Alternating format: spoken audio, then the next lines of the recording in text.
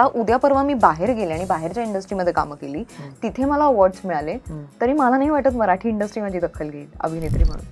मग आपल्या सिलेक्शनवर काही चुकलंय का? आपण चुकीचे सिनेमे घेत गेलो असं वाटतं तुला? ते बंद केल्यानंतर काय लोकांचे फोन आलेत की आहे जगतीच का मेली. काही अभिनेत्री आहेत, त्या कितीही नाचत असतील तरी, पण काही अभिनेत्री नाही आहेत, त्या डान्सर आहेत. तसं आपल्याकडे किती लोकांची ऍक्टर्सची कामं खोटी वाटायला पाहिजेत आणि वाटतात ती त्यामुळे वाटतात कारण ते खोटेच असतात.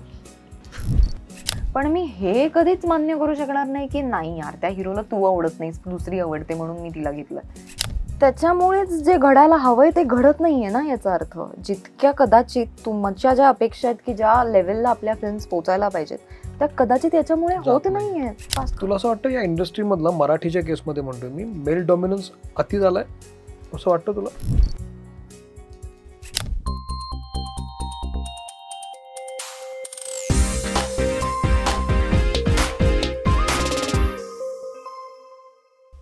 नमस्कार, मी सौमित्र बोटे. मित्रमणेमध्ये मी तुम्हा सगळ्यांचं स्वागत करतो. आज आपली पाहुणी आहे अभिनेत्री संस्कृती बालगुडे.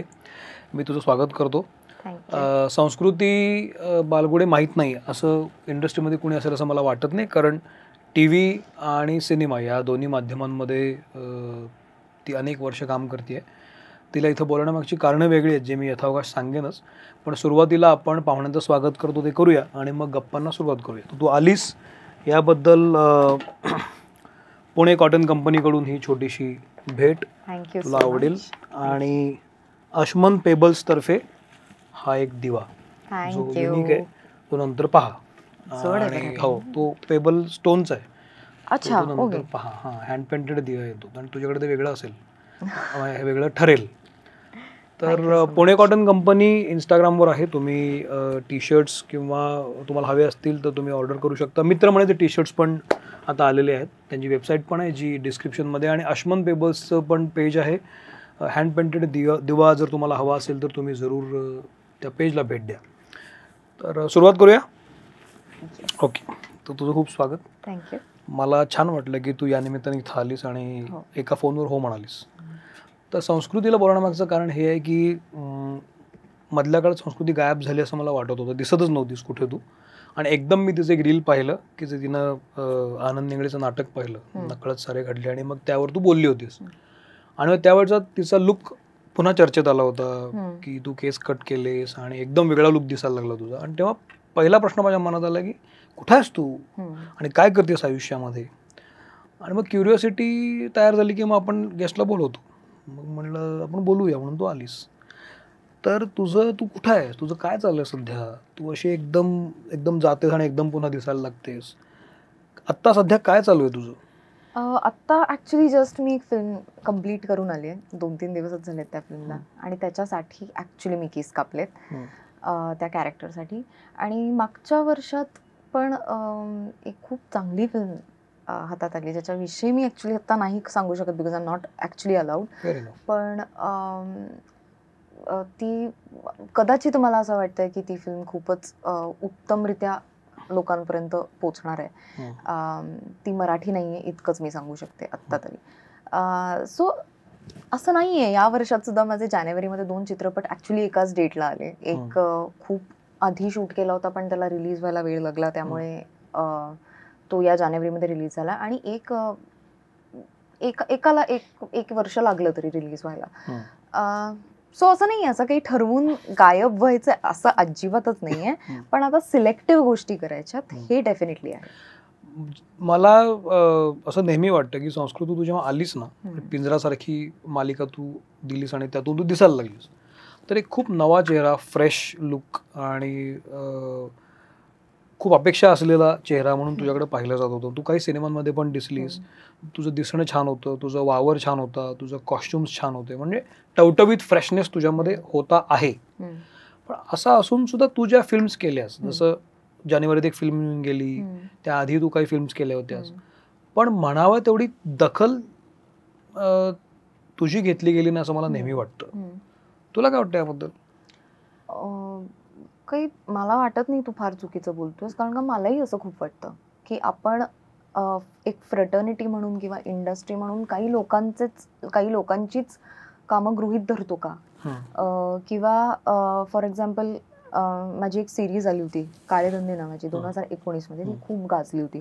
त्या सिरीजमुळे त्या सिरीज मध्ये माझं खूप जणांनी कौतुक केलं अभिनेत्री म्हणून, आणि मला खूप इंडस्ट्रीकडनं ज्यांचे मला कधीच फोन आलेले नाहीये, तशा मोठ्या मोठ्या माणसांचे फोन येऊन गेले त्या सिरीज नंतर. आणि अर्थात मी खूप खुश होते आणि मला वाटलं की कदाचित मे बी यावर्षी मला नॉमिनेशन्स मिळतील.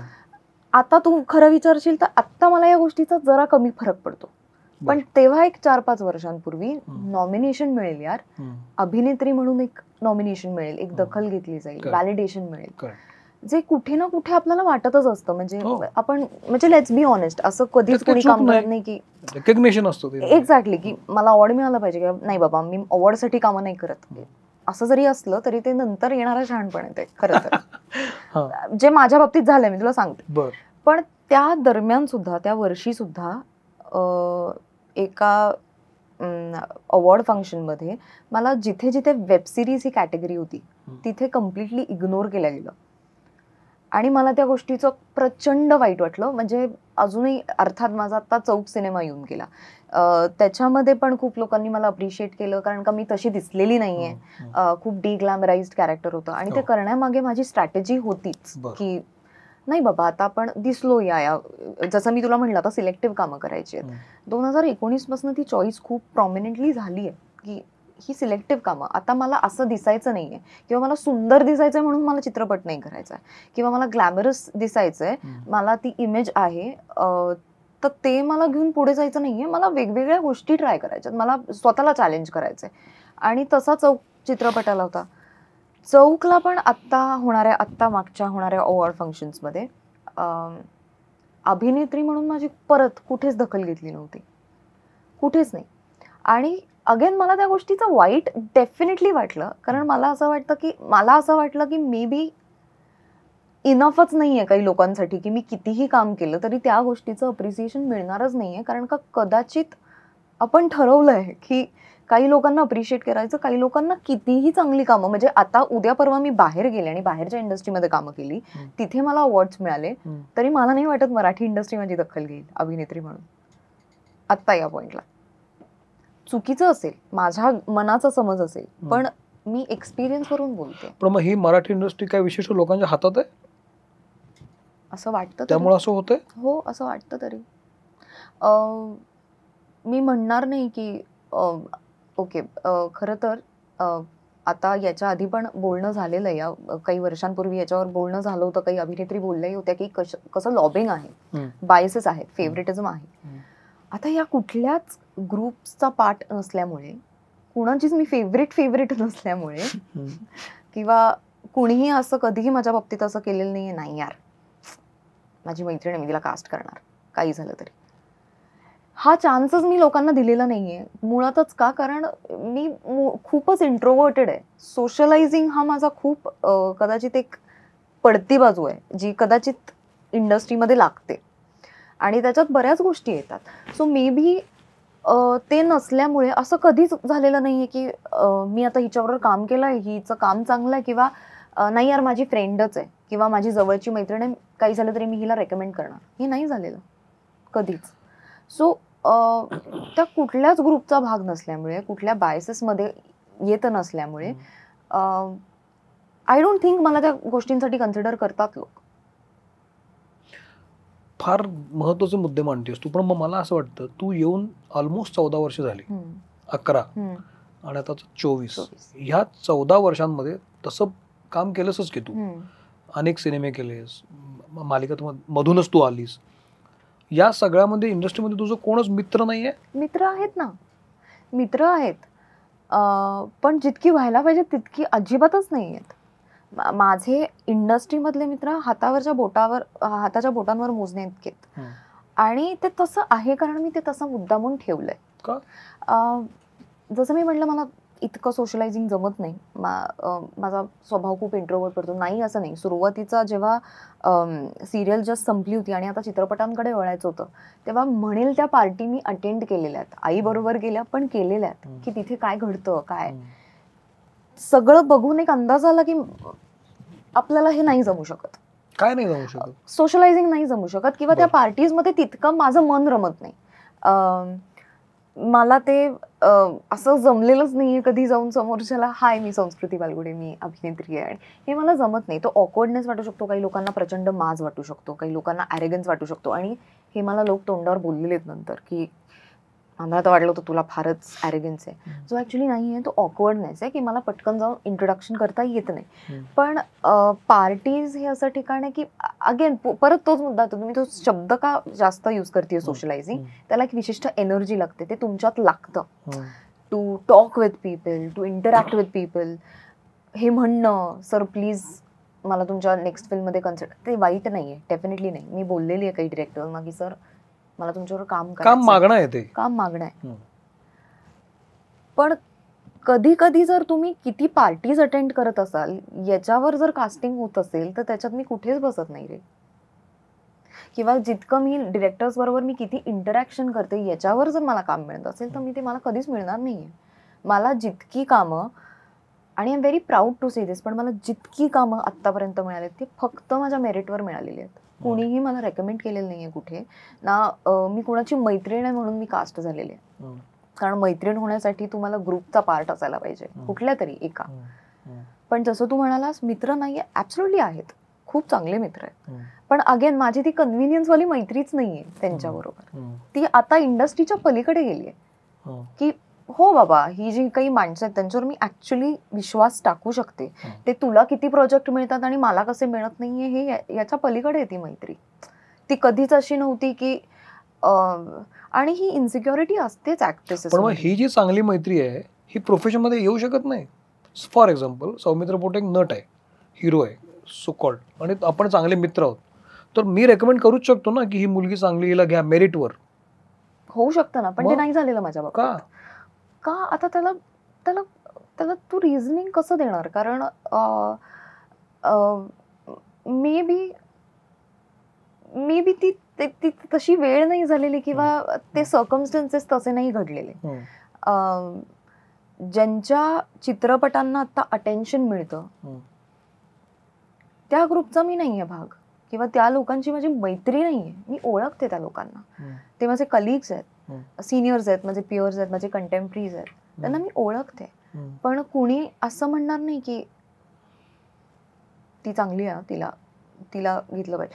आता बरेच जण असं होतात की डीएम्स मध्ये येतात जे आपले ऍक्ट्रेसेस असतात, ऍक्टर्स असतात किंवा सिनियर्स असतात की नाही यार मला तुझं हे काम खूप आवडलं, मस्त करशील तू, होणार आहे तू, असे बरेच आहेत डीएम्स.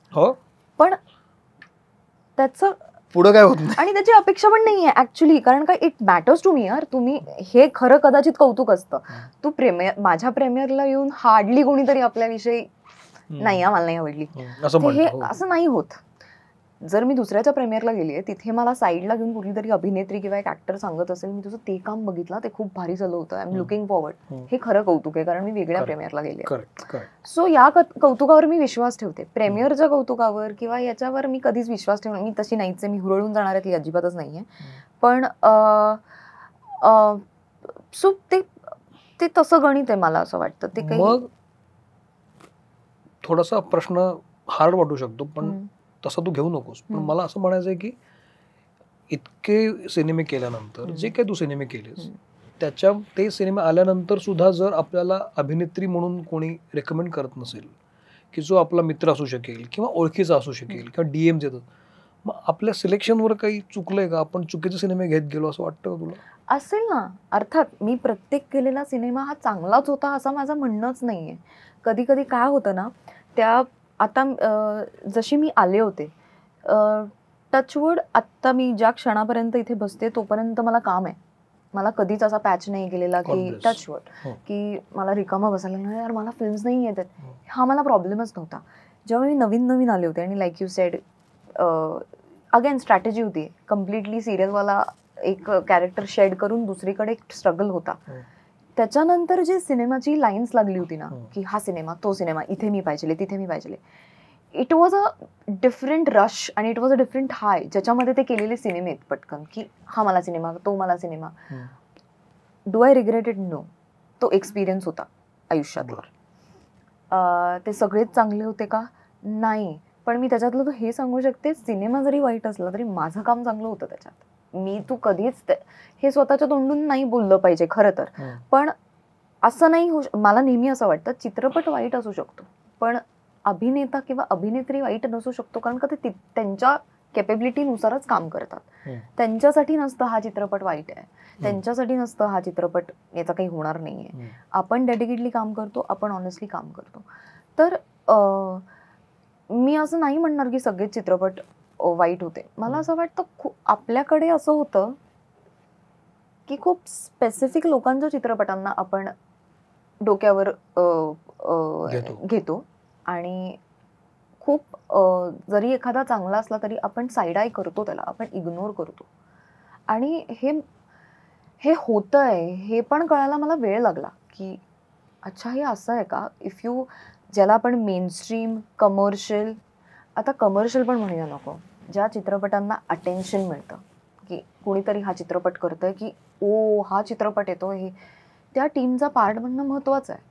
मग ती तुमची भूमिका छोटी असेल लहान असेल पण तुम्हाला ते अटेन्शन मिळतं लगेच. मग तुम्ही इंडिव्हिज्युअली तुमच्या मेरिटवर किती फिल्म्स करत असाल याला कदाचित प्राधान्य नाही देत आपण. खूप वर्ष मला असं वाटायला लागलं की आपण खूप मिडिओक्रिटी हाईप करायला लागलोय.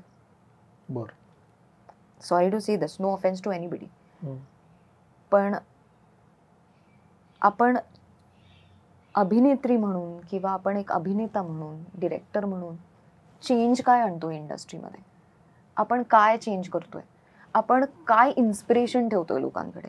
आपण जर आत्ताचे आपण कंटेम्पररी होत ना, आम्ही 2024च्या अभिनेत्री होत, अभिनेते होत, आपण जर एक स्टाईल घेऊन अभिनय करायला लागलो तर we are not changing anything. याच्या पुढची येणारी जनरेशन जी आपल्याकडे बघेल, जे चालतंय बाहेर, का आपल्याला बाहेरचे सिनेमे काय एवढे अपीलिंग वाटतात, they are changing something. So त्या बाबतीत मी म्हणते की जरा मिडिओक्रिटी आपण हाईप करण्याचा आपला, किंवा आपण कम्फर्ट झोन मध्ये होत खूप सगळे आता असतोच प्रत्येक की सिनेमे करण्याच्या अनुषंगाने मी म्हणते की आपण कम्फर्ट झोन म्हणजे एखादा विषय जर चालायला लागला आपल्याकडे तर आपण त्याच्यावरचेच छापखाने 6-7 चित्रपट करत बसतो. जेव्हा लोकांना ऊब येतो आणि जेव्हा ते चालणं बंद होतं त्यांना अरे नाही आता थांबलं पाहिजे कदाचित. हे का होतं मला कधीच, खूप ऑनेस्टली सांगायचं झालंय तर असं कधीच असं वाटलं नाहीये यार आत्ता येणाऱ्या काही चित्रपटांमध्ये नाही कदाचित मला याचा भाग व्हायला आवडलं असतं. कारण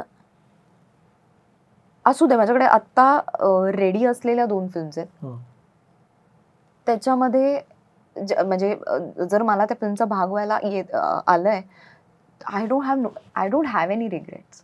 आत्ता मी लहान तोंडी मोठा घास घेत असेल असं लोकांना वाटत असेल की यार अजून रिलीज पण नाही, तुला माहिती पण नाहीये. Honestly commercial part of it doesn't matter to me, but to be part of an interesting project, की कदाचित तो चालेल न चालेल त्याची डेस्टिनी आहे, पण मागे वळून जेव्हा कोणीतरी बघेल आणि म्हणेल की या प्रोजेक्टचा ही पार्ट आहे, I be very proud of it. So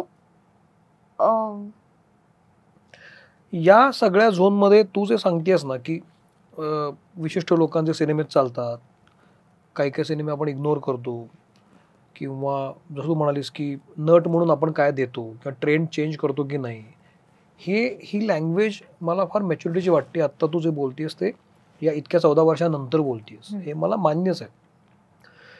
पण मग जो अभिनेत्री म्हणून सिलेक्शन असायला लागतं ना, की तू या इंडस्ट्रीत आल्यानंतर तू ते म्हणालीस की मी खूप सारे सिनेमे घेतले, ती काही का झाली? ती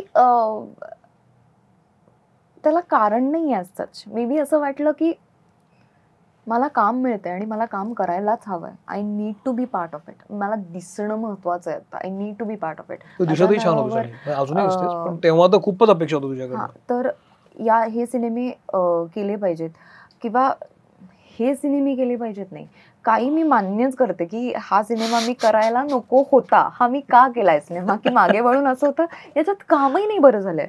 एक पॅच असा होता ऑनेस्टली माझ्या आयुष्यात की जिथे मी जरा खूप डाऊन होते 2017च्या दरम्यान, आणि त्या दरम्यान मी एक फिल्म केली होती जी मला असं वाटतं की मी बघून सांगू शकते मी सिरियस नाहीये याच्या बाबतीत. कळतंय माझ्या अभिनयाकडे बघूनच मला कळतंय की काय काम आहे, हे नाही सिरियसली घेतलंय. आणि तेव्हापासून माझ्या कानाला खडा लागला की आपल्याला जर आयुष्यभर हेच करायचंय, तू हे सिरियसली कसं नाही घेऊ शकत? हे दिसतंय तुझ्या बॉडीला, तुझ्या याच्यामध्ये. मी ब्लेम नाही करणार की मी मेंटली तेव्हा स्टेबल नव्हते, मी थोडीशी डिप्रेस्ड होते त्या दरम्यान वगैरे वगैरे. But all for the good. जे सगळं झालंय ते खूप लर्निंग एक्सपिरियन्सच आहे तो.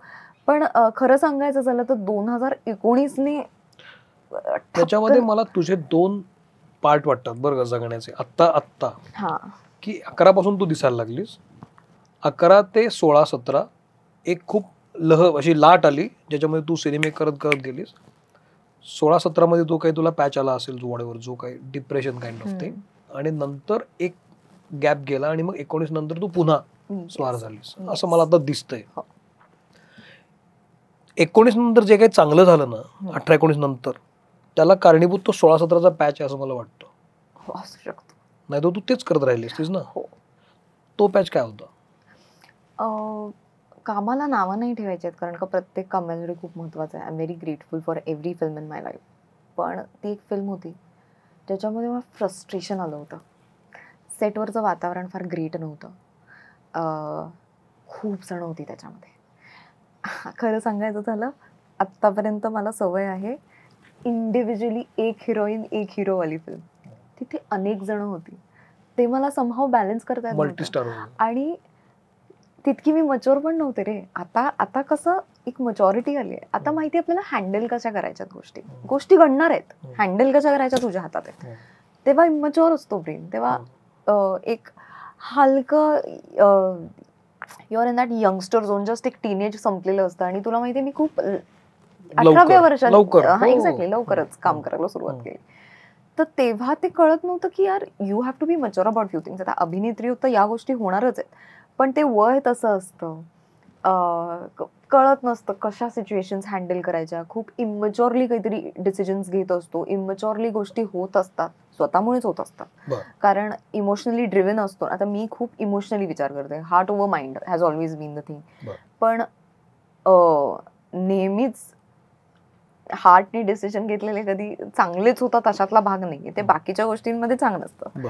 पण त्या दरम्यान ते वातावरण, बरं ती फिल्म खूप लांबत होती, ती संपतच नव्हती. जसं मला अपेक्षित होता माझा रिस्पेक्ट असलेला सेट, की जिथे एक लेट्स फेस इट, तुम्ही प्रोटॅगनिस्ट असता, फिमेल प्रोटॅगनिस्ट, एक वेगळा मान असतो तुम्हाला सेटवर. तो मला तिथे मिळत नव्हता. आणि कदाचित ते मला जास्त चलत होतं कुठेतरी, की मी का करतेय ही फिल्म, आणि मी याच्यात तशी लीड पण नाहीये, मी ऍक्च्युली सेकंड लीड वगैरे, आणि मी का केली असेल ही फिल्म. एक्सपिरियन्स म्हणशील, आता एक्सपिरियन्स चांगला वाटतो. ओके ठीक आहे, चल आपल्याला शिकायला मिळालं, आपल्याला एका खूप उत्तम डिरेक्टर बरोबर काम करायला मिळालं, आणि he was very happy with me, जे काय माझं काम होतं ते. सो ते बाजूला. पण हे जे बाकीचं जे खूप महत्वाचं असतं, आणि कदाचित माझ्यासाठी, माझ्यासारख्या मुलीसाठी हेच जास्त महत्वाचं असतं, की तुमचं एक सेटवरचं वातावरण कसं असतं, किंवा एक व्हॅनिटी मधलं वातावरण कसं असतं. कारण का इव्हेंच्युअली ते रिफ्लेक्ट होतं जे तुमच्या ऍक्टर्स बरोबर जे असतं, बॉन्ड असतो, किंवा ते एक केमिस्ट्री, एक म्युच्युअल रिस्पेक्ट असतो, ते रिफ्लेक्ट होतं. तर ते होत नव्हतं. आणि असं काय होत होतं, म्हणजे खूप ग्रांटेड पकडायचे आम्हाला तिकडे. आणि बिकॉज अगेन मी म्हणते, मी सेकंड लीड होते. मला तर वाटत नाही मी तिथे लीड होते, पण मी जे काही सेकंड लीड मला सांगितलं तिथे दुय्यम, काय म्हणतात त्याला, एक दुय्यम ट्रीटमेंट. आता बेसिक सांगू नको तुला, आता हे लोकांना असं वाटेल की यार हे हाय हॉर्सवर आहे ही, एवढं काही नसतं. आता आपला एक हेल्पिंग मॅन असतो ना आपल्याला सेटवर, ज्याला आपण आता इंडस्ट्रीच्या शब्दात बॉय असं म्हणतो, की जो आपला बॉय असतो, तो त्या फिल्मला मी नेला नव्हता. कारण पण एवढे वर्ष होता, कारण मम्मीला असं वाटायचं की यार कुणीतरी म्हणजे आहे ना, समजा मी नसेल सेटवर तर कुणीतरी आहे ना, if you want it. Exactly. तिथे तेही नाही, नुसतेच हे करतोय. बरं, त्याचं आता दुसरं एक फ्रस्ट्रेशन सांगते, की ती फिल्म झाल्यानंतर जेव्हा मी एडिट टेबलवर डब करायला गेले, माझे सीन्स कापले गेले होते. आणि मला असं झालं की जर माझं कामच नाही दिसलंय तर मग मी का केली ही फिल्म. ती एक रडारड. आणि मी मम्मीला तेच म्हणत होते. आता ऑनेस्टली त्या डिरेक्टरचं नाव ऐकून किंवा ते जे सिनियर डिरेक्टर आहेत त्यांचं नाव ऐकून मला त्यांच्यावर डेफिनेटली काम करायचं होतं, त्याच्यामुळे मी ती फिल्म स्वीकारली होती. त्यांच्याकडचा एक्सपिरियन्स उत्तम, ॲज अ डिरेक्टर उत्तम, म्हणजे कळलंच मला की ओ फ्रीक, म्हणजे he is what he is. नेहमीच फिल्मचं गणित बसतं असं नाहीये ना, पण तर ते कट झाल्यानंतर तर मला असं झालं उगाच, म्हणजे ते एक डिप्रेशनचा पॉइंट होता मला की काही वर्कआउट हे का केलं, आपल्याला आपली लायकी नाहीये का, आपल्याला जमत नाही आहेत का गोष्टी. नाही यार, आपण तर कष्ट करतोय, आपण नाही सिरियसली, आपण काय असं काही करतोय असं नाहीये, जे करतोय ते खूप सिरियसली करतोय, विचार करून काम करतोय. पण जर एडिट टेबलवरच उडणार असेल तर मग आता करायचं काय. सो तो एक त्या दरम्यान मी व्हॉट्सअप बंद केलं होतं आणि ते बंदच राहिलं त्याच्यानंतर. पण त्या दरम्यान ते केलं होतं कारण आय वॉज लेजिट, म्हणजे डिप्रेस्ड खूप मोठा शब्द आहे तो, असा कॅज्युअली नाही वापरला पाहिजे, पण तो एक डाऊनफॉल सारखा होता माझ्या मनात, माझ्यासाठी, की नाही यार नको आहे हे, नाही करायचं. खरं सांगायचं तर माझं वजन वाढलं होतं तेव्हा, आणि I have always been a certain body type all my life, which is a fit body type, पण तेव्हा वजन वाढलं होतं. त्याच्यानंतर ते बाकीच्या इंडस्ट्रीमधनं असं ऐकायला आलं की नाही डान्सला नको, तिचं वजन वाढलं. तेव्हा ना एक धक्का बसला होता मला की okay, so body type over talent. अच्छा. आणि माझी एक असताना एक पेटून उठल्यासारखं झालं होतं की अच्छा, आणि हे कोरिओग्राफरच्या असिस्टंट्स कडनं कळायचं, असं काही कोणी तोंडावर नाही बोलायचं. काहींची नावही कळली होती की हे जे बोलले असं आहे. तर मी म्हटलं अच्छा, पण फेअर इनफ यार, कारण इंडस्ट्री तुम्ही फिट राहिलंच पाहिजे, विषयच नाही. पण अगेन इमोशनल इटिंग वाली आहे मी, त्यामुळे त्या दरम्यान ते सगळं खूप झालं होतं. इग्नोरन्स, स्वतःकडे इग्नोरन्स, की हा ठीक आहे पण मला खायचंय, मला आता गोड खावंसं वाटतंय, तुम्ही इकडनं जर सॉर्टेड नसाल तर ते सगळीकडे रिफ्लेक्ट होतं. हे माझ्याकडे बघून अगदीच. मी या सगळ्या झोन मध्ये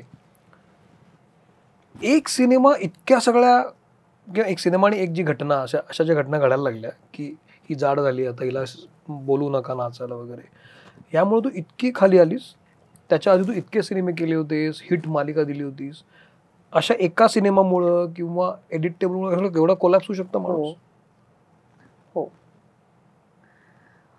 कारण खरं सांगायचं सौमित्र दादा, मला दुसरं काही येत नाही रे, मला फक्त अभिनय येतो आणि मला नृत्य करता येतं आणि बाकीच्या गोष्टी, पण मला हेच येतं. हे माझ्यासाठी खूप महत्वाचं आहे. मी स्वतःला ज्या लेवलवर बघते, जे माझ्याकडनं स्वतःच्या अपेक्षा आहेत त्या खूप हाय आहेत. त्यामुळे एखादा चित्रपट जर माझ्या मनासारखा किंवा एखादा सीन माझ्या मनासारखा नाही झाला तर माझा अख्खा दिवस खराब जातो. आणि ते असं झालं की असं वाईट कसं होऊ शकतं आपल्या बरोबर, असं का, ही का ट्रीटमेंट आहे आपल्याला या लेवलवर. प्रत्येक त्या वयाला त्या असं वाटत असतं आपण आता या लेवलवर आहोत ना. खोटं असतं ते खरं तर. लेवल ही अनएंडिंग प्रोसेस आहे, ती होतच राहते. तेव्हा नव्हतं कळत. तेव्हा अरे नाही, आपण या डिरेक्टर बरोबर काम करतोय म्हणजे भारी काहीतरी करतोय. खूप अटेन्शन मिळालं होतं त्या सिनेमाला, खूप अटेन्शन मिळालं होतं त्या सिनेमाला, खूप अटेन्शन मिळालं. हो, खूप अटेन्शन, त्या दरम्यान खूप अटेन्शन मिळालं होतं. तो चालला नाही सिनेमा ऑब्व्हियसली, पण असं वाटलं आपलं खूप चुकतंय. आणि गुड यार, झालं ते झालं, चांगलं झालं. कारण त्यानंतर तू थांबलीस पूर्ण, काय केलं? त्याच्यानंतर मी अजून एक सिनेमा गेला जो 2018 मध्ये शूट झाला आणि 2019च्या फेब्रुवारीला तो रिलीज झाला. तिथे पण सिरियसली काम केलं. तिथे आता मजेशीर गोष्ट आहे की माझं कास्टिंग खूप लास्ट झालं त्या सिनेमामध्ये. ओके, आणि मला असं कळलं त्याच्यामध्ये जो एक ऍक्टर होता, हिरो नव्हता तो, पण तो एक इम्पॉर्टंट पॅरलल लीड टाईप्स असा होता. तर तो म्हणाला हिला का घ्यायचा, तिला या ना. आणि हे कुठून नाही, डिरेक्टरच्या तोंडून आलेल्या गोष्ट आहे की अरे नाही तिला, आणि मग माझं नाव घेतल्यावर की नाही नाही नाही, पण मला असं वाटतं संस्कृती या रोलला जास्त फिट आहे. अच्छा, ही रिॲक्शन होती. त्या नटाबरोबर मी काम केलेलं आहे, त्याला मी अशीही खूपदा भेटते आणि तिथे अरे क्या भाई कसं आहे चाललंय, असं सगळं हे खूप होतं. पण ती गोष्ट आहे मनात अजूनही. त्याच्यावरचा ग्रज आहे का, तर नाही. पण तो एक सिनेमा केला. त्याच्यानंतर 2019ला आय थिंक एक वेगळा टर्न ऑफ इव्हेंट सुरू झाला. I got fitter. I had great projects on my hand. त्याचं खूप अप्रिसिएशन झालं. त्याच्यानंतर चांगले प्रोजेक्ट आले हातात, जे मला वाटलं हो हे ठीक आहे, इट्स नॉट बॅड. आधी केलेत वाईट कामं, हे वाईट नाहीये, हे बघणेबल आहे. मी तुझ्या 2019च्या टप्प्याकडे येतो, पण आता बोलतो आईचा उल्लेख झाला की मम्मीला तू सांगायची आणि मम्मी म्हणायची की कोणतरी मुलगा सोबत बॉय आहे ना तर काळजी घे. पिंजरा जो तुला मिळाला असं समजतं की तुझ्या केसांमुळं आणि तुझ्या दिसण्यामुळेच मिळाला तुला, अशी चर्चा आहे. म्हणजे अभिनय तुला येतो की नाही हे नंतरचा मुद्दा होता, पण आधी तिचे केस फार सुंदर आहेत आणि दिसते पण छान. तर ती काय स्टोरी आहे? ते ऍक्च्युली वय पण बसत होतं तेव्हा, आणि त्यांना ते एक 18 वर्षाची 17 वर्षाची एक मुलगी हवी होती. पण त्याची स्टोरी अशी आहे की तेव्हा प्रवीण तरडे काही इव्हेंट्स ऑर्गनाईज करायचे, ज्याच्यामध्ये सगळ्यांना माहिती आहे मी सपोर्टिंग डान्सर होते, आणि ते कोलॅबोरेशन असायचं की मी सपोर्टिंग डान्सर होते मागे. मग तेव्हा सोनाली असायची, श्रुती असायची, भार्गवीताई असायची, शर्वरी जॅमिनेस. सो यांना मी असं प्रॉपर डान्स बिन शिकवलं आणि त्यांच्या मी मागे नाचायचे त्या इव्हेंट्सचा. आणि प्रवीण काका होते त्या सगळ्या दरम्यान, त्यांना माहिती असायचं. पण असं झालं होतं की वाया त्यांना नवीन मुलगी होती, राकेश सारंगांना त्यांना नवीन मुलगी हवी होती, म्हणून त्यांनी असं जस्ट मला डान्स करताना बघितलं आणि ते म्हणाले की एक आहे लावणी बेसिकली जिला येईल असं ना, त्याच्यावर होतं ते. तर ती एक आहे संस्कृती बालगुडे म्हणून आहे, तर तिला तुम्ही एकदा बघा असं प्रवीण सरांनी त्यांना तेव्हा हे सांगितलं होतं. तर तुम्ही एकदा बघा, भेटा वगैरे वगैरे. आता सायमल्टेनियसली पप्पांच्या ओळखीचा एक जो होता, म्हणजे की तुमची मुलगी इंटरेस्टेड आहे का हो या सगळ्यात की वगैरे वगैरे. तर ते एक आहे, तर माझ्या ओळखीचे प्रोड्युसर्स आहेत, ते येणार आहेत पुण्यात, तर त्यांना फक्त तुम्ही भेटून घ्याल का. मग मम्मी म्हणाली हो चला. तर आम्ही असे यायला जिथे आम्ही भेटणार होतो, आणि ते तिथे ग्रुप करून उभे होते. लालनताई पण होत्या बाय द वे तेव्हा. तर लालनताई होत्या, राकेश सर होते, प्रवीण सर होते. आणि मी मम्मीला म्हणते अगं ते प्रवीण सर ते नाही का आमच्या, असं मी सांगते तिला. आणि ते त्यांच्या आवाजात तिथे, म्हणजे त्यांचा आवाज होता, आणि ते म्हणाले नाही नाही नाही पण ती संस्कृती बालगुडे आहे ना तिला. तर ज्याने आम्हाला बोलवलं होतं तो म्हणाला की वहिनी हे काय, हेच ते लोक असं. आणि आम्ही आलो आणि प्रवीण काका मला म्हणतात तूच आहेस का संस्कृती बालगुडे. तर मी म्हटलं हो. तर ते म्हणले तू मेकअप मध्ये खूप वेगळी दिसते, म्हणजे डान्सवाला मेकअप असायचा ना, तू मेकअप मध्ये खूप वेगळी दिसतेस. तर मी म्हणाले हा.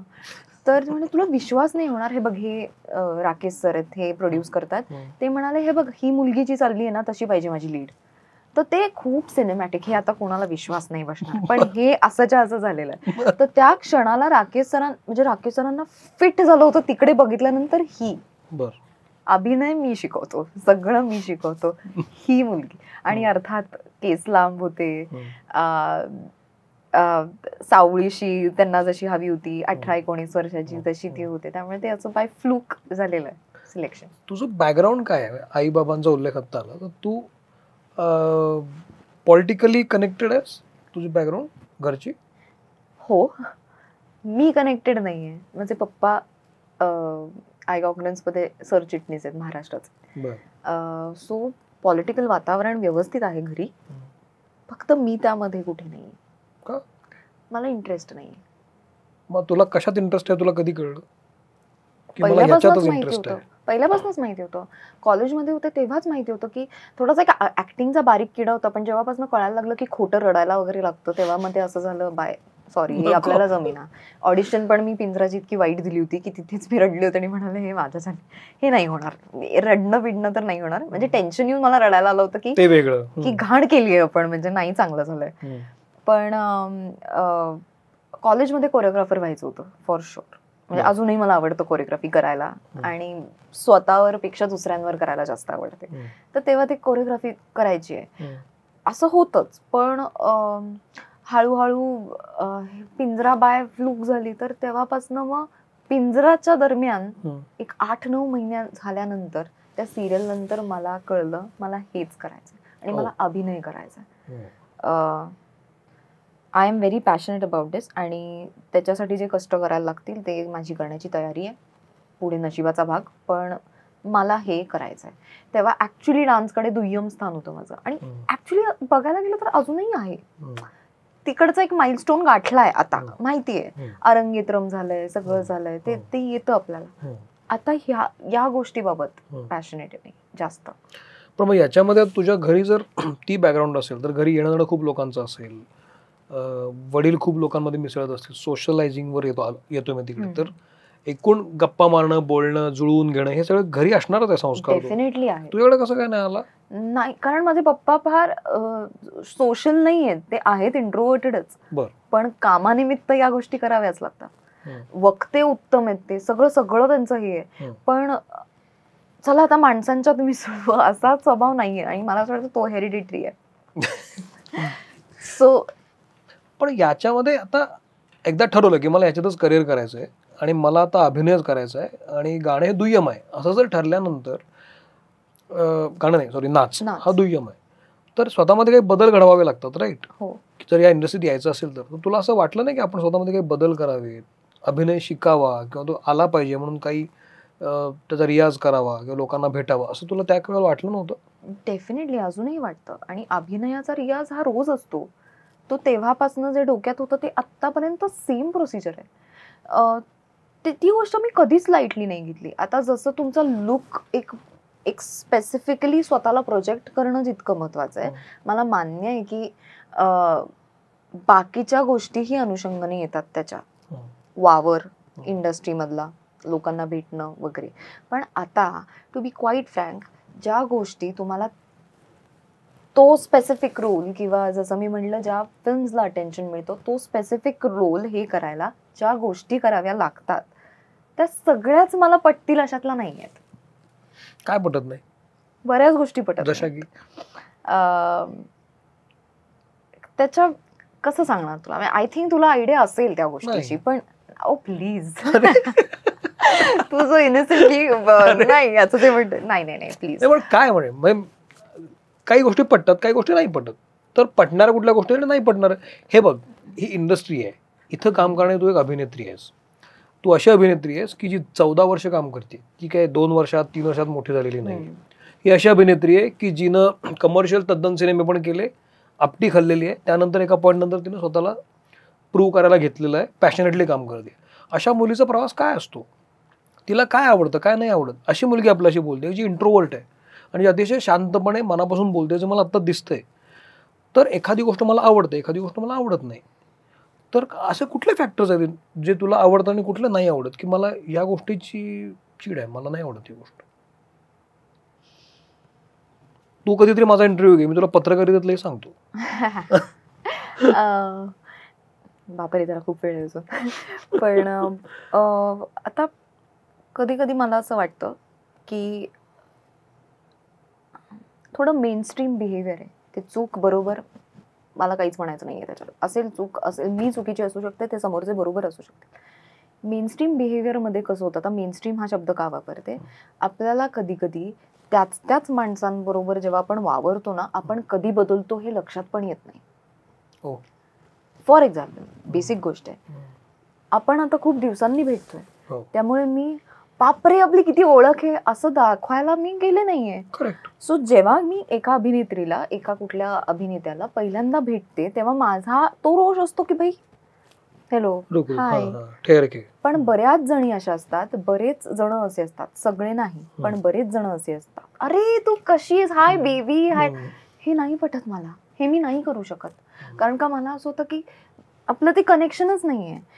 आता या सगळ्यात जेव्हा आपण ग्रुपमध्ये हँगआउट करतो, जेव्हा तुमचे मोस्ट ऑफ द आता अभिनेता किंवा अभिनेत्री म्हणा नार्सिसिस्टिक जाते ही, इन्क्लुडिंग मी, त्यांना स्वतःविषयी बोलायला आवडतं, कामाविषयी बोलायला आवडतं. आता जर तुम्ही अशाच माणसांबरोबर सतत वावरलात की जे स्वतःविषयीच बोलतायत, किंवा एक पॅटर्न असतो बिहेवियरल पॅटर्न, त्या पॅटर्नमध्ये जर तुम्ही वावरत राहता, तुम्ही ऑटोमॅटिकली तसे होत जाता, राईट. तर आता तुम्हाला कळत नाही आपण त्याचे वागतोय. मग ते काही असू दे, की आता समजा मला तुझ्याविषयी तितकंसं वाटत पण नसेल, मला रिस्पेक्ट पण नसेल, पण मग मी उगाच म्हणणार अरे पण मी तो इंटरव्ह्यू पाहिला, तू काय घेतलास, हे मसल मेमरी सारखं होत राहतं. Do you actually mean it? तू खरंच बघितलंयस? Do you actually feel the same? तुला त्या माणसाविषयी खरंच वाटतंय का तसं? तर ऍक्च्युली जेन्युइनली बोल. आहे बोल.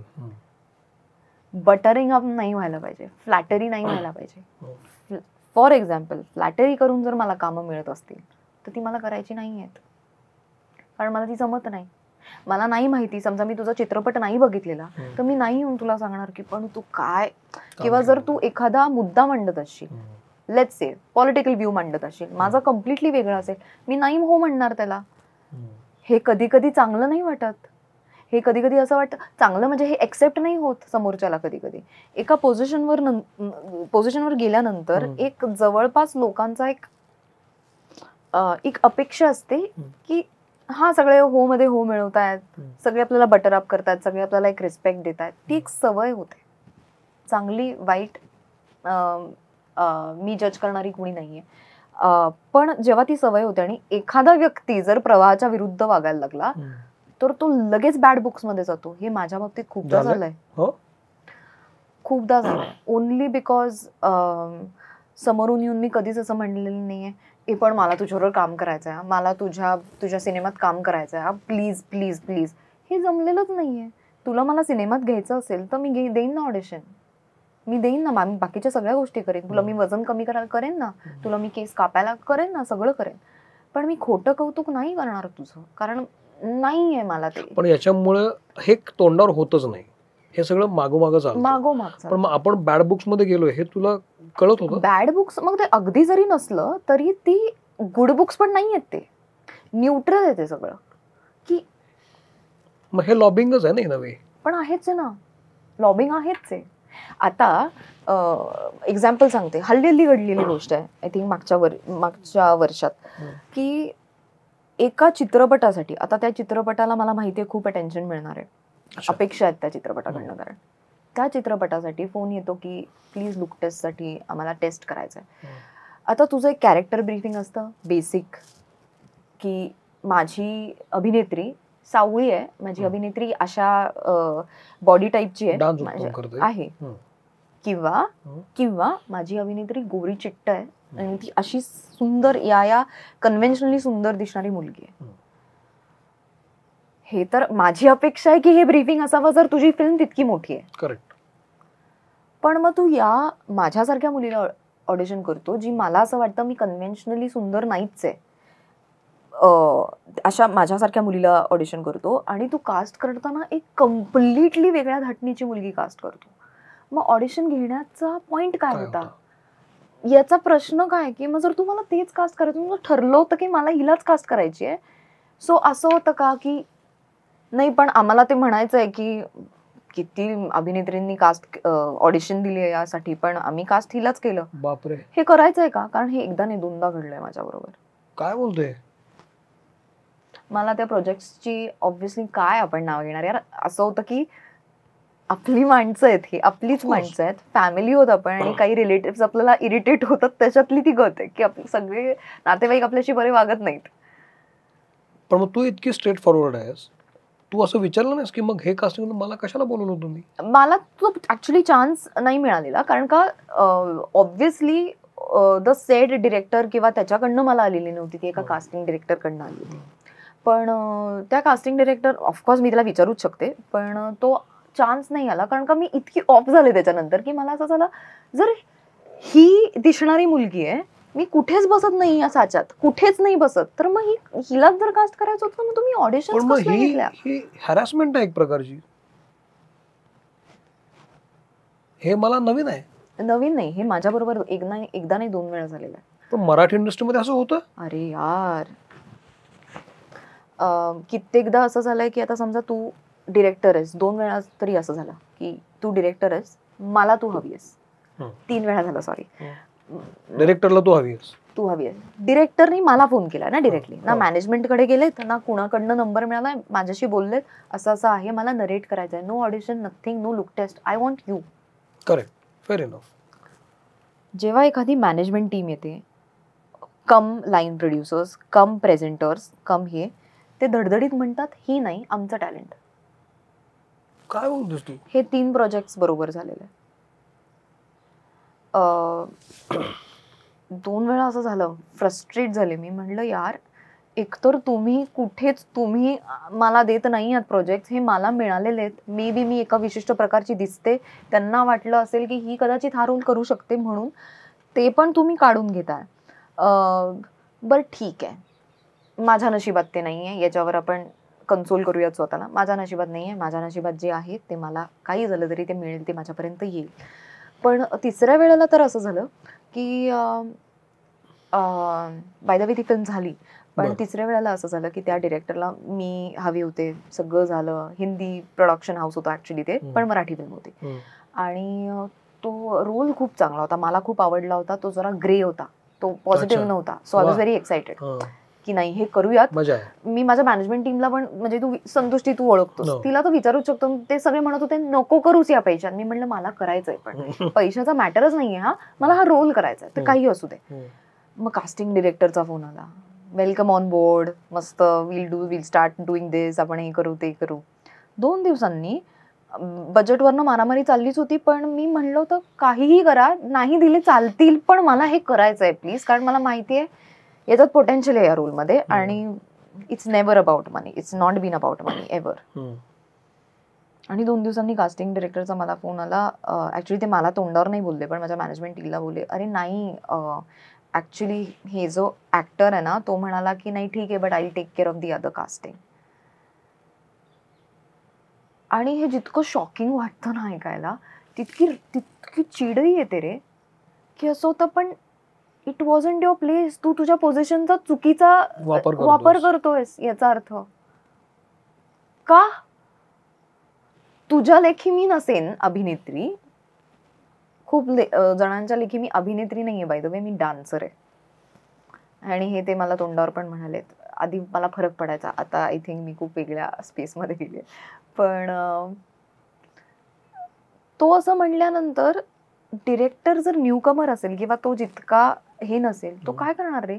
त्याला शेवटी काय, माझी फिल्म झाली पाहिजे. ज्यांनी मला रिप्लेस केले त्या डिरेक्टर्सला मी नाही ब्लेम करत, त्यांना शेवटी माझं प्रोजेक्ट झालं पाहिजे, माझं हे पॅशन आहे. ओके ठीक आहे, कास्टिंग जाऊ दे, पण करावं लागेल, कारण प्रोड्युसर्स, मनी, प्रेझेंटर्स आहेत. पण हे तुझ्या बोलण्यात 2दा-3दा आलं मग अशी की ऍक्टरनी दुसरीला सजेस्ट केलं आणि तसं झालं. हे आपल्याकडचं कास्टिंग ऍक्टर ठरवतात? हो, कित्येकदा. नॉट एव्हरी टाइम, कित्येकदा. त्याच्यात काय केमिस्ट्री असते? टू ईच इज ओन यार. माझी मैत्रीण असू शकते, मला तिला कास्ट करायचंय, ही का? माझी ओळख नाहीये. Could be simple as that, की मी कधी हिच्याबरोबर काम नाही केलेलं, मी हिच्याबरोबर कम्फर्टेबल आहे, ही आमची केमिस्ट्री ऑलरेडी सेट आहे, किंवा ही आत्ता माझी मैत्रीण आहे, मी तिला कास्ट. तुला असं वाटतं या इंडस्ट्रीमधला, मराठीच्या केसमध्ये म्हणतोय मी, मेल डॉमिनन्स अति झालाय असं वाटतं तुला? हो, खूप जास्त झालाय. मी तुझे आता ऐकताना मला असं वाटतंय खूप जास्त झालाय. म्हणजे जोपर्यंत विषय मेल ओरिएंटेड होतो तोपर्यंत मी समजू शकतो की बाबा हिरो आहे आणि महिलांचे विषय फार मांडले जात नाहीत, ठीक आहे, आता बाबा हिरोइझम झालेला आहे. पण हे जे बॅकग्राऊंडला चालू आहे सगळं, त्याच्यामध्ये हा जो डॉमिनन्स आहे तो खूप जास्त झालाय. तो खूप आहे, आणि तो त्याच्यामुळेच जे घडायला हवंय ते घडत नाहीये ना. याचा अर्थ जितक्या कदाचित तुमच्या ज्या अपेक्षा आहेत की ज्या लेवलला आपल्या फिल्म्स पोचायला पाहिजेत, त्या कदाचित याच्यामुळे होत नाहीयेत, कारण तुमचं कास्टिंग करेक्ट नाहीये. तुमचं कास्टिंगच करेक्ट नाहीये. मी माझ्या बाबतीत नाही म्हणत आहे, ओव्हरऑल म्हणते मी एक चित्रपट पाहिला नाहीच, पण मला असं वाटतं ही अभिनेत्री जास्त छान दिसली, असं असूच शकतं की नाही? असूच शकतं की हो. याच्यात पण मग काय होतं कधी कधी, मग अशातलाही मला असं वाटतं भाग येतो की मग तुम्ही पोटेन्शियल पण कॉम्प्रोमाइज करता ना, म्हणजे ऑफकोर्स येस. आणि मला अगेन मी स्वतःच्या तोंडाने बोलते, पण मला माहिती आहे मग तुम्ही पोटेन्शियल कॉम्प्रोमाइज करता. जर मी नको असेल, मला माहिती आहे जर मी फिल्ममध्ये येईन तर मी काहीतरी विशिष्ट गोष्टी घेऊन येईन, माझा प्रेझेन्स, माझे कष्ट, व्हॉट एव्हर इट इज. पण मी म्हणत नाहीये बापरे मी तर आता 2019 नंतर तुम्ही बघाच मी काय, असं नाहीये. पण एक गोष्ट तू माझ्याकडनं घेऊ शकत नाही, ते म्हणजे माझं टॅलेंट आणि माझे कष्ट. बरोबर. ते त्याला एक्सपायरी डेटच नाहीये टॅलेंट आणि कष्टांना. हे दोन्ही गोष्टी माझ्याकडे आहेत आणि त्या मी करायला तयार आहे. पण या गिमिक्सला तू कंट्रोल नाही करू शकत. तू याच्यावर तुझं डोकं नाही फोडू शकत. You just have to move on. Option नाहीये त्याला. तू आता बोलता बोलताना हे सांगितलं आणि ती खंत पण तुझ्या चेहऱ्यावर दिसली मला, की बरेच लोक मला डान्सर म्हणतात, ऍक्टर. त्यांना असं वाटत नाही की मी ऍक्टर आहे. हे कशामुळे झालंय? तू डान्स शो खूप केलेस का त्या काळात? खूपच केलेस का? त्या काळात काय सगळ्यांनीच नाही का केलेत? ऑफकोर्स. पण आपल्यासाठी काही अभिनेत्री आहेत, त्या कितीही नाचत असतील तरी, पण काही अभिनेत्री नाही आहेत, त्या डान्सर आहेत. त्यांनी किती अभिनय केला तरी, कितीही अभिनय केला तरी आणि कितीही उत्तम अभिनय केला तरी. हे बायस तर मला बापरे इतक्या वर्ष मला ते छळले की एका पॉइंटला मी ठरवलं होतं मला नाही डान्स करायचा. आणि माझी मम्मी चिडली होती की, आणि आता मला त्याचं महत्व कळतं. ती म्हणे दुसरे जे तुला बोलतात त्याच्यावर तू तुझा डिसिजन का घेते? कला आहे ती काही कुणालाही. आणि असं नाहीये रे, तपस्या आहे ती. 12-10 वर्ष. मी काय आत्ता आपण अवॉर्ड फंक्शनला नसतो उडत्या गाण्यावर म्हणून ठीक आहे, पण मी भरतनाट्यम डान्सर आहे. मी 10 वर्ष 12 वर्ष दिली आहेत. साधना आहे ती एका प्रकारची. याची कुणालाही नाही जमत. बरं 3 मिनिटाचा जरी डान्स करायचा तोही मी काही कॅज्युअली कधी घेतलेलाच नाहीये. जेव्हा मी म्हणते it has never been about money, it's because I come from a well to do family. हे मला सांगायला लाज नाही वाटत. माझी फायनान्शियल बॅकग्राऊंड भक्कम आहे. त्यामुळे मला काय असं बापरे आता ब्रेड अँड बटर साठी या गोष्टी करायला असं नाहीये. ज्या गोष्टी मी आयुष्यात केल्यात मी माझ्या स्वतःच्या विलने, स्वतःच्या मनाने केलेल्या आहेत. कुणी मला फोर्स नाही केले ना, मम्मी पप्पांनी कधीच नाही, कोणत्याही पैशांसाठी. आणि मी अशी आहे, मला हा चांगला ऍक्ट करायला मिळतोय ना, मग कमी देतायत ना ठीक आहे, पण मला हे करायचं, मला हे परफॉर्म करायचं. सो काही डिरेक्टर्स असे होते जे म्हणाले तू नाचू नकोस हा तफार, तू नाचू नकोस हा तफार, तुला डान्सर म्हणून कन्सिडर करतील. एक डिरेक्टर खूप चांगल्याने बोलला की प्लीज लोकांना कळलं पाहिजे तू अभिनेत्री आधीच, तू डान्सर नंतर आहेस. You are an actress. मी म्हटलं but how does it matter? जर आपण काही गोष्टींना झापडच बांधणार आहोत आणि काही गोष्टींना जजमेंटलच हे करणार आहोत, हाऊ डज इट मॅटर? 3 मिनिटाचा काय, 4 मिनिटाचा काय, तू परफॉर्मन्स देतो तो it is not everybody's cup of tea यार. Of course it is not. You need to be trained. तो कॉन्फिडन्स ज्या प्रकारे तो जे काही असेल जे परफॉर्मन्स साठी लागतं. पण याचा मला खूप कॉम्प्लेक्स आला होता. मी म्हणलं यार असं नाही व्हायला पाहिजे. मी डान्सर नाहीये. हा कधी आला होता कॉम्प्लेक्स? हे आता काही वर्षांपूर्वी, 1-2 नाही अलीकडची, पोस्ट 2019 फॉर शुअर. आणि तेव्हा असं झालं होतं की नाही बरं, कितीतरी शोज मध्ये जेव्हा मी जाते ना गेस्ट म्हणून, नृत्यांगणाच लावतात मला, अभिनेत्री नाही लावत. छोटी गोष्ट असेल मला बॉदर करते.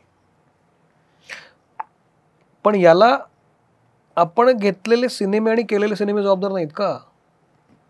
त्याच्यामध्ये काही डान्स नाहीये रे. डान्स कशामुळे की, पण अगेन परत तेच मी सांगते की काही अभिनेत्री सेम आहेत ना की ज्यांना नृत्य करता येतं आणि त्या अभिनयही करतात, त्यांना आपण नाही डान्सर म्हणत. आपण त्यांनी फॉर एक्झाम्पल कितीही वाईट केला असेल, चांगला अभिनय केला असेल, पण नाही बाबा अभिनेत्री समथिंग, पण ती डान्सही तितकाच करते, ती इव्हेंट्सही माझ्या इतकेच करते. पण आपण ते नाही बघत. कुठलेही सिनेमे असे नाही आहेत की ज्याच्यामध्ये अरे यार संस्कृतीचं आता कसं बस दाखवायचंय तर बघूच ती कशी नाचते. कोणताही सिनेमा असा नाहीये, एकही नाहीये. डान्स आहे, तो हिरो हिरोईनला करावा लागतो, तो तेवढा आहे, तो रोमांस करायला लागतो. हा आमचं जरा जास्त ग्रेसफुल दिसतं कारण मी डान्सर होतो, एवढाच काय तो फरक आहे. नाचावं सगळ्यांना लागतं. फक्त आता इव्हेंट्स करतो तिथे आम्हाला मान मिळतो म्हणून ती डान्सर नाही होत किंवा ती परफॉर्मर नाही होत, नुसती नृत्यांगना नाही होत. या सगळ्या पिरियड मध्ये तुला अशी एक फिल्म कुठली वाटते की जी होती पण चालली नाही, की नव्हतीच, ज्याच्यात तुझ्या अभिनयाचा कस लागेल? नाही, मला असं वाटतं की अगदी रिसेंटली मला असं वाटतं चौक ही बऱ्यापैकी चालली होती. चौकच्या आधी म्हणजे ह्या 19-20 च म्हणतो मी. मला असं वाटतं की एक फिल्म होती ज्याचा विषय खूप चांगला होता. शॉर्टकट नावाची फिल्म होती. खूप इनिशियल इयर्स मधली माझी फिल्म आहे. त्याचा बेसिकली विषय हॅकिंग आणि या सगळ्या गोष्टी वेगळा विषय होता तेव्हा. आणि मला असं वाटतं तो जास्त एक्सेप्ट नाही झाला आणि तो व्हायला हवा होता. So that is one of the films. मला असं वाटतं की ती चालू शकली असती. तू जे सिनेमे केलेस ते अर्थात मेल ओरिएंटेड होते, हिरो आणि हिरोईन असे होते, पण जो टॅग असतो आपल्यावरचा की डान्सर आणि ऍक्ट्रेस, याच्यासाठी तुम्हाला एक फिमेल ओरिएंटेड फिल्म पण यायला लागते की जी तू तुझ्या खांद्यावर नेली आहेस. ती चालली न चालली नंतरचा भाग आहे बॉक्स ऑफिसवर, पण ती पेलली आहेस तू, असं असतं. अशा फिल्म आपल्याकडे फार नसतात मुळात. मधल्या काळात त्या खूप आल्या होत्या, पण नंतर पुन्हा कमी झालं. आणि त्यात आता तू आली आहेस, म्हणजे तू आता पुन्हा 19 नंतर काहीतरी नवीन करू पाहतेस. अशामध्ये लॅकिंग वाटतं तुला की की असं असं अशा फिल्म यायला पाहिजेत आता तुझ्या वाट्याला? अर्थात यायला पाहिजे. आणि जसं मी म्हणलं तुला, एक फिल्म आली अशी वाटायला माझ्या. फक्त लाईक वी सेड की त्याचं लेजिटिमेटली मी आता काही बोलू शकत नाही. पण ती एक फिल्म आहे जी वुमन ओरिएंटेड आहे कम्प्लिटली. त्याचे डिटेल्स मी अर्थात सांगू शकत नाही. पण जेव्हा ती बाहेर येईल तेव्हा मला असं म्हणजे वाटतंय की it will make a difference. या सगळ्या पिरियडमध्ये ऍक्ट्रेस म्हणून तू स्वतःवर काय काम करत होतीस? हे तू सांगितलंस की काय काय गोष्टींमुळे तू कसं कसं तुझ्यावर परिणाम होत गेला, त्यातून तू कशी बाहेर येत गेलीस, चॉईस कसा बदलला, चूजी कशी झालीस. पण या सगळ्यामध्ये इंडिव्हिज्युअल स्वतःवर काम जे करायला लागतं ऍक्ट्रेस म्हणून, ते कसं करतेस तू, कसं करत होतीस? मला गोष्टी बघायला खूप आवडतात. मी वाचणारी नाहीये तितकी, म्हणजे ती सवय जरा सुटली. पण मला गोष्टी खूप बघायला आवडतात. आता ही एक्सरसाइज वाटेल, पण ही माझ्या पद्धतीची एक्सरसाइज आहे. एखादा चित्रपट मला आवडला, एखाद्या अभिनेत्रीचा किंवा एखादा चित्रपट बेसिकली आवडला, तिकडचे जे मोनोलॉग असतात ना, ते मी लिहून काढते आणि ते मी परफॉर्म करते. पाठ करून ते परफॉर्म करते कॅमेराच्या समोर. मग ते वेगळ्या पद्धतीने करते. असे मी अनेक वर्ष ऍक्च्युली करत आलेली आहे, सिन्स पिंजरा. काय बोलते? हो. आणि मला असं वाटतं ते that was my improving exercise as an actress, की अच्छा नाही हे इनफॅक्ट पिंजराच्या वेळेस असं व्हायचं, तेव्हा मला माझ्याकडे छोटा लॅपटॉप होता, तर तो त्या दिवशी झालेला सीन मी परत घरी येऊन करायचे आणि मग रिग्रेट व्हायचं, यार हे चांगलं केलं असतं, यार मी हे का नाही केलं, मी हे सुचायला पाहिजे. बट अगेन ना, इतकी लर्निंग प्रोसेस आहे ना ही सगळी. प्रत्येक सेटवर इतका वेगळाच एक अनुभव येतो तुम्हाला. कधी कधी तुमची जी प्रोसेस असते, एक अर्थात मी या दरम्यान एक पुस्तकही वाचलं, the power of an actor, life changing I think माझ्यासाठी. ते शिकवत नाही तुम्हाला अभिनय कसा करायचा, ते टूल्स देतो तुम्हाला अभिनय कसा करायचा. आणि त्याने मला खूप मदत झाली. आत्ताची जी मी फिल्म केली आहे, खूप इंटरेस्टिंग फिल्म आहे. ऑन्सॉम्बल कास्ट आहे त्याच्यामध्ये, पण खूप इंटरेस्टिंग फिल्म आहे. तीच फिल्म सांगतेस का जी बॉलिवूडची फिल्म चालू आहे ती? नाही, ही जी मी आत्ता केली, जस्ट आत्ता मी ज्याच्यासाठी मी केस कापले, ती एक फिल्म खूप इंटरेस्टिंग आहे. तिथे माझा खूप कस लागला, कारण का तसं मी काही परफॉर्म केलेलं नाहीये याच्या आधी. बऱ्याच गोष्टी इनकॉर्पोरेट करायला लागतात. आणि आय थिंक हे जरी झालं थिअरी वाईज किंवा प्रॅक्टिकल वाईज, मला असं वाटतं the understanding of complex emotions is very necessary for an actor. आणि ते जास्त नाही, ते तुमच्या एक्सपिरियन्सेसनेच येऊ शकतं. तुमचं पडणं, तुमचं रडणं, तुमचा त्रागा, तुमचं फ्रस्ट्रेशन, तुमचा आनंद, हे सगळं खूप महत्त्वाचं असतं एका ॲक्टरसाठी. आणि also the company you keep. तुमचे मित्र खूप महत्त्वाचे असतात या सगळ्यात. जेव्हा माझं असं खूप स्पष्ट म्हणणं आहे की जितका तो अभिनेत्री खरी वाटते ना कॅमेऱ्यावर, तितकी ती प्रत्यक्षात खरी असते आणि असते, म्हणून ते खरं काम येतं समोर. ते शक्य नाहीये जर आपण प्रिटेन्शियस जगत राहिलो तर. किंवा एक स्पेसिफिक पद्धत आहे बाबा इंडस्ट्रीची, असं जगायला हवंय. कधीच नसते, मॅन्डेटरी काहीच नाहीये या जगात. ते आपण उडवून घेतो. तसं आपल्याकडे किती लोकांची ऍक्टर्सची कामं खोटी वाटायला पाहिजे आणि वाटतात, ती त्यामुळे वाटतात कारण ते खोटेच असतात. तू आता मला बोलता बोललीस ना की कंपनी तुम्ही कशी ठेवता त्याच्यावर पण खूप गोष्टी असतात. एकीकडं मी जर संस्कृती असतो, तुझ्या जागी जर मी स्वतःला ठेवलं, तर मी म्हणतो की आता मी या पोझिशनला आहे, पण मी याच इंडस्ट्रीचा एक भाग आहे, ज्या इंडस्ट्रीमध्ये आता मला इतक्या गोष्टी दिसत आहेत की ज्या मला काही मान्य नाही आहेत, काही फेक वाटत आहेत, तरी पण मला याच इंडस्ट्रीत राहायचंय. हे कसं, हा स्ट्रगल कसा मॅनेज करतेस तू? कारण ऍक्च्युली तो खूप फ्रस्ट्रेटिंग आहेच आहे म्हणजे. पण कधी कधी माझे खूप मेल्टडाऊन्स असतात, कारण मी तुला म्हटलं ना, मी खूप इमोशनल आहे व्यक्ती. मी पटकन त्याचा प्रॅक्टिकल विचार करूच शकत नाही. मी तिसरी व्यक्ती म्हणून काय झालं असेल, नाही ना आत्ता नॉमिनेशन मिळालं काय झालं असेल, याचा अर्थ एक मला कळलं, समोरचा आपल्याला रिस्पेक्ट देत नाहीये किंवा समोरचा आपल्याला हवी तशी आपली ट्रीटमेंट देत नाही, याच्यावर तुमची लायकी ठरत नाही, तुमची वर्थ त्याच्यावर अवलंबून नाही. हे कळायला मला वेगवेगळ्या गोष्टी ऍक्च्युली प्रॅक्टिस करायला लागली याची, की उद्या परवा तू नाही मला रिस्पेक्ट दिला, मला नाही वाटणार त्याचं काही फार, कारण मला असं होतं की ठीक आहे, इट्स ऑन युअर ओन. पण वावरणं आता ते अनअवॉइडेबल आहे इंडस्ट्रीमध्ये वावरणं. जसं तू म्हणाला, मी तुझ्या त्या प्रश्नाकडे येते, ते वावरणं अनअवॉइडेबल आहे, ते करावं लागतं. पण त्याच्या व्यतिरिक्त मी काय करते हे तर माझ्या हातात आहे. जेव्हा फॉर एक्झाम्पल तू मला एका सोशल इव्हेंट, फॉर एक्झाम्पल एका अवॉर्ड फंक्शनला बोलवतो, so what ever, by the way me I don't think कोणत्या अवॉर्ड फंक्शनला बसली आहे कितीतरी वर्षात. आय थिंक माझ्या मनात मी ते बॉयकॉट केलंय थोडंसं. तुम्हाला नृत्य म्हणत असशील तर हो, कारण मला त्या कलेचा तिथे मान मिळतो. करेक्ट. जोपर्यंत तुम्ही मला नॉमिनेशन देत नाही, आणि हा हट्ट नाहीये किंवा ही चाइल्डिश गोष्ट नाहीये, पण जेव्हा अभिनेत्री म्हणून तुम्ही माझ्या त्या कलेचा सन्मान कराल तेव्हा मी नक्की येईन ना बसायला. पण आय थिंक मी कितीतरी बसणं कधीच गेली नाहीये मी. आय थिंक लास्ट वगैरे मी बसले असेल ते 2014 वगैरे किंवा 15 माझ्या मते, पण और जरा 16-17 मे बी लास्ट, त्याच्यानंतर नाही बसले मी. तुला कोणी गाईड केलं नाही कधी की आपण जे सिनेमे घेतो ते कसे घ्यायला पाहिजे, तू हा नको सिनेमा घेऊ, हा घे, अशा पद्धतीचा रोल कर? नाही केलंय म्हणजे अगदीच असं कुणी असं मला बसवून नाही सांगितलेलं कधीच, पण ही चर्चा झाली आहे माझ्या आयुष्यात की नाही तू ना हे नको करू, नाही तू ना ते नको करू. पण मी जसं म्हटलं ना, तो एक काळ होता, तो एक पॅच होता की जिथे करायचेच सिनेमे. अगेन मी म्हणत नाही मी रिग्रेट करते, ते एक्सपिरियन्स होता, पण आता मी जास्त फोकस्ड आहे. भीती वाटत नाही तुला या सगळ्यामध्ये? आपण चर्चेत नसतो, आपण लाईमलाईट मध्ये नसतो, आपली चर्चा फार होत नाही, आपण कुठल्या पार्टीजला जात नाही, आपण विस्मरणात जाण्याची भीती वाटत नाही?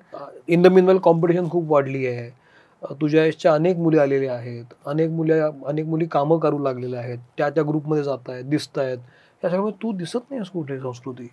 पण असं वाटत नाही तुला कॉम्पिटिशन? पण नाही, मला असं वाटतं तो तुझा पर्स्पेक्टिव्ह आहे की मी दिसत नाहीये. मला असं वाटतंय मला जिथे दिसायचं तिथे मी दिसतेय, ज्या गोष्टीची चर्चा व्हायला पाहिजे ती होतीये आरामात. आणि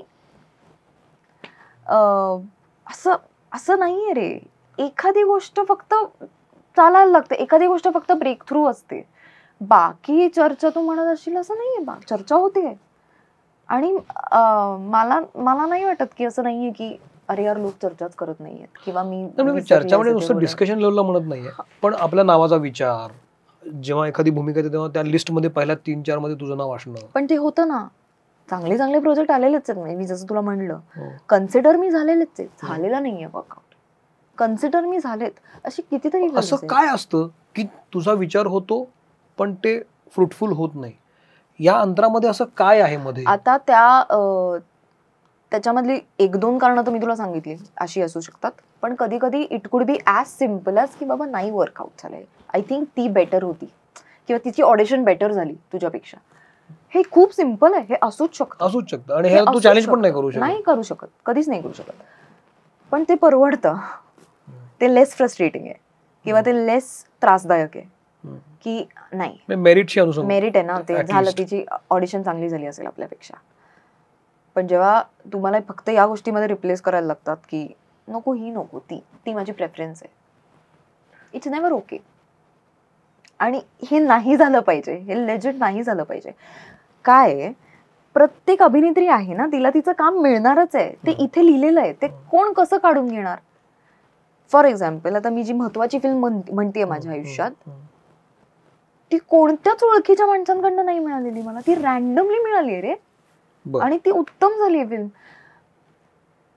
that just makes you believe की what is yours will come find you.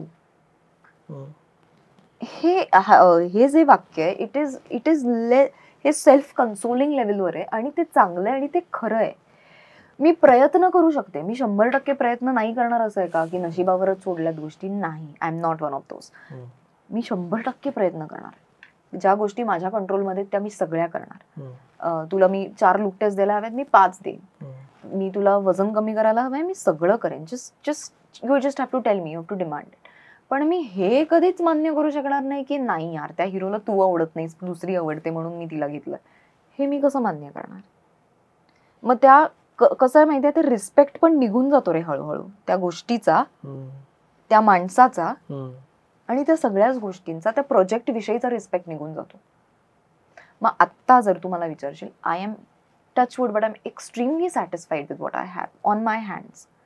मला ज्या गोष्टी दिसतात माझ्यासाठी, आय एम सॅटिस्फाईड. माझं स्लो चाललं असेल पण करेक्ट चाललंय, हे तर आहे. मगापासून प्रश्न विचारणार म्हणतो पण राहतं माझ्या डोक्यात, आलाय तर विचारतो. या सगळ्या पिरियडमध्ये तू व्हॉट्सअप बंद केलास. मी पण हिला जेव्हा इथं बोलवायचं होतं म्हटलं व्हॉट्सअप काय होतं, ती म्हणली मी व्हॉट्सअप वापरत नाही, तू मला कशावर मेसेज कर किंवा इन्स्टावर मेसेज पाठव. अरे देवा म्हणलं, असं नाही असतं. मग का व्हॉट्सअप का बंद केला? कसला राग काढला एवढा व्हॉट्सअपवर? ते तेव्हा काय झालं होतं माहितीये, ते नवीन फीचर आलं होतं नेमकं तेव्हा, ते काय ते असतं ना, ते रीडवाला ब्लू टिक. आणि काहीतरी अगेन मी म्हणलं ना, इथनं जर तुम्ही सरळ नसाल ना तर सगळं ते रिफ्लेक्ट होत राहतं आपल्या कामात पण. असंच मी काहीतरी घरी आले आणि कोणीतरी असा काहीतरी मेसेज केला, पण तू ब्लूटिक तर तू तर बघितलं होतंस पण तरी तू रिप्लाय नाही केला. अरे पण ते असं असू शकतं ना, कुणाचा मेसेज आला, हा रोलिंग, की कॅमेरा, आपण फोन देतो, अर्धा तास असा निघून जातो एका क्लोज मध्ये, आणि नंतर अरे यार ठीक आहे जाऊ दे, नंतर रेंज नसते वगैरे. आणि मग मला असं झालं, हे बंधन हवंय कशाला आपल्याला, की तू बघितलंस आणि तरी तू रिप्लाय नाही केली. एक मिनिट, काहीतरी कामात असेल मी. आणि जे सगळे म्हणतात अरे नाही ते बंद करायचं, म्हटलं हे स्नीकी बिहेवियर मला नाही जमत. हे छुपाछुपी काय की बंद करायचं म्हणजे लोकांना कळण, हे कशाला हवंय म्हटलं. त्यापेक्षा आणि ना ते व्हॉट्सअप, मग ते ग्रुप होतात, मग लोक इतके ग्रांटेड पकडायला लागतात तुम्हाला. पण मी तुला व्हॉट्सअप केलं होतं ना, अरे काय व्हॉट्सअप, तू फोन कर ना मला, काही गोष्टी फोनवर सांगितल्या पाहिजेत. कम्युनिकेशन कसं होणार? ते बंद केल्यानंतर काय लोकांचे फोन आलेत की आहे जगतीयस का मेलीयस असे वगैरे. आणि मी म्हटलं की आवाज ऐकलाय मी तुझा इतक्या दिवसांनी, आणि ते झालं बंद, तर ते कधी परत ऑन करावं वाटलंच नाही. आता त्या मॅनेजमेंट टीमने खूप फोर्स केलं होतं प्लीज आमच्यासाठी. सो 2 दिवस मी जरा बघितलं त्याचं काय परत हे करून, म्हणलं नाही हे नाही शिकू शकत आपल्याला परत. खूप ग्रांटेड पकडतात रे लोक, खूप ग्रांटेड. पण याच्यामुळे आपण अलूफलूफ राहत नाही का, आपण कम्युनिटीचा भाग होत नाही त्या. अरे पण कम्युनिटी, जिथे मला कम्युनिटीचा भाग व्हायचाय तिथे मी प्रॉपर इनिशिएटिव्ह घेऊन करणार ना. जिथे पण त्यांना तुला करून घ्यायचं असेल भाग, तर ते होईल ना, भेटा ना मग, प्रत्यक्षात भेटा, प्रत्यक्षात कॉफीला भेटू, तेव्हा बोलू. आता पण मला ते टेक्स्टिंगवर भांडण करायला आवडत नाही, फोनवर भांडण करायला आवडतं, की टोन ते कळत नाही ना. अरे नाही त्याने खूपच मिसअंडरस्टँडिंग होतं, खूप अनुभव आहे त्या गोष्टीचा. सो फोन करते आणि भांडूयात, व्हिडिओ कॉल करते भांडूयात, हे टेक्स्टिंग वाला प्रकरण नको. आणि कन्व्हिनियंट आहे व्हॉट्सअप, अतिशय कन्व्हिनियंट आहे, व्हेरी ग्रेट. लोकांनी मला हेही सांगितलं, अरे पण मग कामं लोकांना, जर तुला काही फरक पडत नाही, ज्याला तुला कास्ट करायचं असेल तो तुला मेलही करतो स्क्रिप्ट. आणि आय मेसेज आहे आता आपल्याकडे, आयफोन्सला आय मेसेज असतो, ते सॉर्ट ऑफ व्हॉट्सअप सारखं आहे. लोकांना जर तुला रीच करायचं असेल, इंस्टाग्रामवर पण लोकांनी मला हे करून प्रोजेक्ट झालेले आहेत. काही नाही, ज्याला तुला कास्ट करायचं असेल तो कसाही करतो, जे काम तुझ्यापर्यंत पोहोचायचं असेल ते कसंही पोहोचतं. इनफॅक्ट या दरम्यान ना काही हिंदी प्रोजेक्ट होणार होते जे नाही झाले, म्हणजे त्याचं अगदी रिडिंग पण झालं, पण ते समहाव ते वर्क नाही, ते शेल्फ झाली ती फिल्म. पण त्या दरम्यान सुद्धा ते जे असिस्टंट्स होते किंवा ते प्रोड्युसर्स, ते डिरेक्टर्स होते, they did not care that you didn't have WhatsApp. अच्छा, दे डिड नॉट. अच्छा okay wow ma'am, you don't use WhatsApp, okay but then how can I mail करू, okay I mail, ma'am I have mailed you all of that, will you please check. त्यांना नाही फरक पडत. All they what it matters is हिची audition कडक झाली, ही चांगली अभिनेत्री, we want her in our team, that is all. तू आपण या शेवटच्या टप्प्याकडे आलोय, पण या हा म्हणाले आलो एकदाच शेवटच्या टप्प्याकडे आलो. मला असं वाटतं मी खूप बोलली आहे, पण ठीक आहे, आय डोंट रिग्रेट इट. नाही, मनापासून बोलतो, आपण व्यवस्थित बोलतो, तो काही इश्यू नाहीये. ह्या सगळ्यामध्ये ऍक्ट्रेस म्हणून आपल्याला जेव्हा मान्यता हवी असते आणि आपण काम करत असतो, कुठल्याही ऍक्टरला एक चांगलं काम याची वाटच बघायला लागते, की मला चांगली भूमिका येईल आणि मी ती चांगली करेन. तर तू जेव्हा स्वतःला ऍक्टर म्हणून बघत असतेस, तू स्वतःला कुठं पाहतेस, म्हणजे तुला कशा प्रकारच्या भूमिका करायच्या, तुला तुला काय करायचंय, तुला कोणासारखं काम करायचंय, काहीतरी ठरवलं असेल ना तू स्केपमध्ये की मला असं काहीतरी करायचंय? खूप मनापासून सांगते, मला मराठीच्या बाहेर जाऊन काम करायचंय. हिंदी नाही म्हणते मी, मल्याळम फिल्म्स, त्याच्यामध्ये मला कास्ट व्हायला आवडेल. ज्या प्रकारची शैली वापरतात ना ते कामाची, ऍक्टिंग स्टाईल, ती मला खूप रिलेटेबल वाटते. खूप सटल, खूप नॅचरल, ॲज इज जसं आहे. आता अनेक मल्याळी फिल्म्स आल्या ज्या खूपच उत्तम करतात. ते म्हणा, तू खरंच विचारत असतील तर माझं इन्स्पिरेशन खूप हॉलिवूड ओरिएंटेड आहे. मला ते काम बघायला खूप आवडतं, मी एन्जॉय करते. मला त्यांचं scripting, technical part of it, creative part of it, या सगळ्या गोष्टी खूप आवडतात. आता जर तू मला विचारशील की मला भूमिका, मी तुला सांगू नाही, हां एक आहे, मला बायोपिक करायचा आहे, मग तो कुणावरही असो, पण मला एक बायोपिक करायचा आहे, हे मी आधीच्या इंटरव्ह्यूज मध्ये पण म्हणलीये. पण कारण का तिथे खरा कस लागेल. कोणाचा करायचा आहे? अभिनेत्रीचं असेल तरी चालेल, पण एखाद्या लेजेंडरी. तुला कोण असं वाटतं लेजेंड की मला करायला आवडेल? दोन. एक तर माझी अत्यंत लाडकी अभिनेत्री, ती म्हणजे मधुबाला, तिचा एक, आणि दुसऱ्या मला असं वाटतं इंदिरा गांधी. ज्या म्हणजे ज्या स्त्रियांमुळे फरक पडला होता आयुष्यात, त्या कोणत्याही स्त्री, असं काही हे नाही, हे तर मी आता जस्ट तुला सांगितलं, पण बायोपिक करायचं हे तर माझ्या डोक्यात आहे. दुसरं असं मी म्हणेन की माझ्या काही याच्या भूमिका स्पेसिफिकली डोक्यात नाहीये.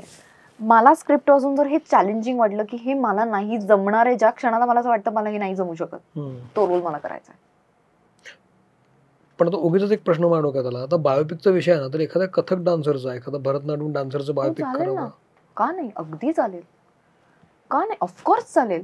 हे बघ, तो जो एक फेज होता की जिथे मला लाज वाटायला लागली होती की या गोष्टीची, पण मग मला असं झालं की का लाज वाटायची यार, असं काही कुणालाही प्लेटवर थोडी आणून दिलं होतं मला ते टॅलेंट, मी पण खूप कष्ट केलेत. आणि आपण का विसरतो की आपल्या ज्या सुपरस्टार्स होऊन गेल्यात त्या सगळ्या परफॉर्मर्स आहेत.